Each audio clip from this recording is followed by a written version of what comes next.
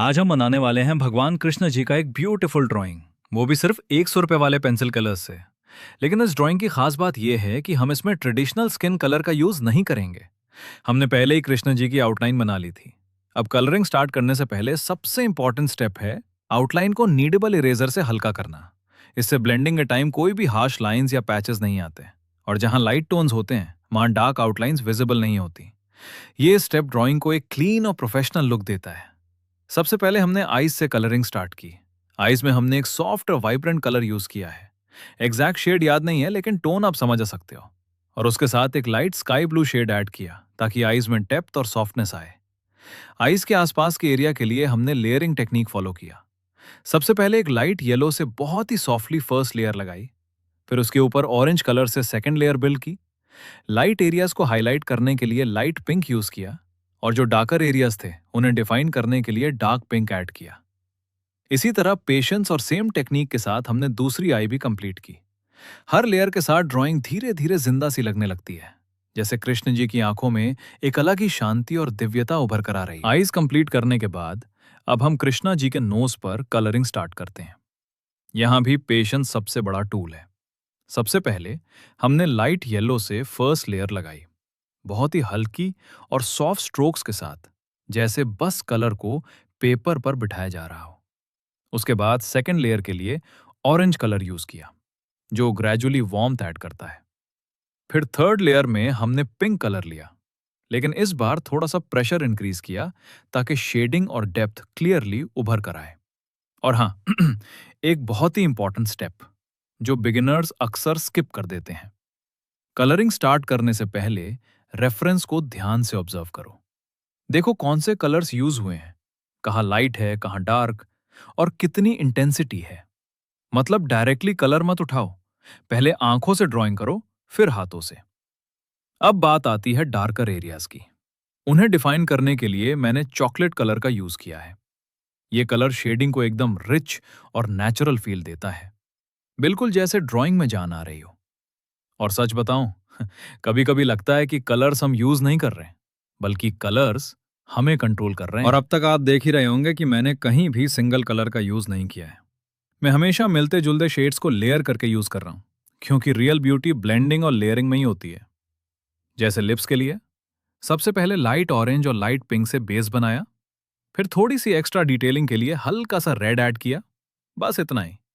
और lips automatically soft और natural लगने लगते हैं। अब हम फेस के एक साइड पे कलरिंग स्टार्ट करते हैं। यहां भी वही टेक्निक फॉलो की।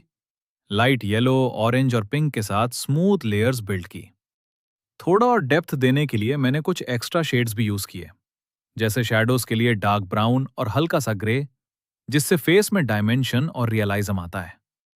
दूसरी साइड के लिए भी हमने सेम तीन कलर्स, लाइट येलो, ऑरेंज और लाइट पिंक यूज किए। लेकिन यहां एक छोटा सा डिफरेंस है। लाइट एरियाज में प्रेशर कम रखा और लेयर्स भी थोड़ी हल्की रखी, ताकि नेचुरल लाइट इफेक्ट आए। और अब आता है सबसे इंपॉर्टेंट स्टेप, ब्लेंडिंग। ब्लेंडिंग करते वक्त हमेशा याद रखो कि लास्ट लेयर को सॉफ्टली ब्लेंड करना है, वो भी राउंडेड मोशन में, मतलब हल्की सी गोल गोल मूवमेंट के साथ। इससे कलर्स आपस में स्मूथली मिक्स हो जाते हैं और एक क्लीन फिनिश मिलती है। अगर फिर भी कहीं पैचेस नजर आए तो टेंशन लेने की जरूरत नहीं है। वही व्हाइट कलर पेंसिल जो यूजुअली बेकार लगती है, यहां हीरो बन जाती है। उससे थोड़ा प्रेशर के साथ यूज करो और अच्छे से ब्लेंड कर दो, मैजिक हो जाएगा। कभी कभी लगता है व्हाइट पेंसिल बस इसी मोमेंट के लिए बनी है, वरना पूरा टाइम तो वो पेंसिल बॉक्स में मुझे भी यूज करो वाली फीलिंग देती रहती है। और अब तक हमारा लगभग 80% फेस कंप्लीट हो चुका है। और ऑनेस्टली अब ड्राइंग में वो लाइफ आनी स्टार्ट हो गई है जो शुरू में सिर्फ इमेजिनेशन थी। अब आगे कलरिंग करते वक्त एक चीज हमेशा ध्यान में रखो, लाइट, शैडो, प्रेशर, वॉल्यूम और डेप्थ, ये सभी मिलकर ड्राइंग को रियलिस्टिक बनाते हैं। जितनी प्रैक्टिस करोगे उतना ही नेचुरली ये सब समझ आता जाएगा। स्टार्टिंग में थोड़ा कंफ्यूजिंग लगता है, लेकिन ट्रस्ट मी, प्रैक्टिस के साथ सब इंप्रूव होता ही है। और हाँ, एक छोटी सी बात दिल से, आप लोगों ने मेरी शॉर्ट्स वीडियोस पर इतने सारे कमेंट्स किए, सीरियसली उससे मुझे काफी कॉन्फिडेंस मिला। अगर आपको मेरी ड्राइंग पसंद आ रही है तो प्लीज सपोर्ट करते रहो, और हो सके तो मेरे 100 सब्सक्राइबर्स कंप्लीट करवा दो। अभी थोड़े कम है, लेकिन आपका सपोर्ट ही सब कुछ है। अब वापस ड्राइंग पे आते हैं। फेस में जो कलरिंग टेक्निक हमने यूज की थी, बिल्कुल सेम तरीके से हम नेक पर भी कलरिंग करेंगे। बस एक छोटा सा डिफरेंस है। जहां शैडोज है, वहां मैंने येलो कलर यूज नहीं किया, सिर्फ डार्कर शेड्स का यूज करके डेप्थ क्रिएट की है, ताकि शैडो और ज्यादा नेचुरल और स्ट्रांग लगे। धीरे धीरे पूरी ड्राइंग एक स्मूथ फ्लो में कंप्लीट हो रही है और हर लेयर के साथ कृष्णा जी का फेस और भी ज्यादा डिवाइन लगने अब बात लगता है। करते हैं हेयर की। हेयर में मैंने ब्लैक कलर से बेसिक लाइंस बनाना स्टार्ट किया। यहाँ सबसे इंपॉर्टेंट था पेशेंस, क्योंकि हेयर एक एक स्ट्रैंड करके बिल्ड होता है। जल्दी करोगे तो नेचुरल लुक नहीं आएगा। और अब आता है सबसे ब्यूटीफुल पार्ट, श्री कृष्ण जी का मोर पंख, जो उन्हें और भी ज्यादा सुंदर और डिवाइन बनाता है। अनफॉर्चुनेटली इसका प्रॉपर वीडियो रिकॉर्ड नहीं हो पाया, क्योंकि मेरी गैलरी ऑलरेडी वीडियो से फुल हो चुकी थी और उस वजह से रिकॉर्डिंग बार बार रुक रही थी। एक्चुअली मेरा डिवाइस थोड़ा लो एंड है, इसलिए वीडियो क्वालिटी भी उतनी हाई नहीं आ पाई। इसी वजह से मुझे हेयर और मोर पंख को थोड़ा जल्दी कंप्लीट करना पड़ा। लेकिन जल्दी का मतलब ये नहीं कि इजी था। हर एक बाल और हर एक डिटेल को केयरफुली बनाना पड़ा, और सच में उसमें भी काफी टाइम लग गया। और फाइनली पूरा ड्राइंग कंप्लीट करने में लगभग 2 दिन लग गए और एडिटिंग में करीब 3 से 4 घंटे।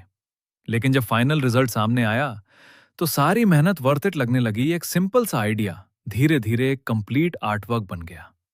अगर चाहो तो मैं इसका फाइनल आउटरो भी लिख देता हूं, जो वीडियो को परफेक्ट फिनिश दे।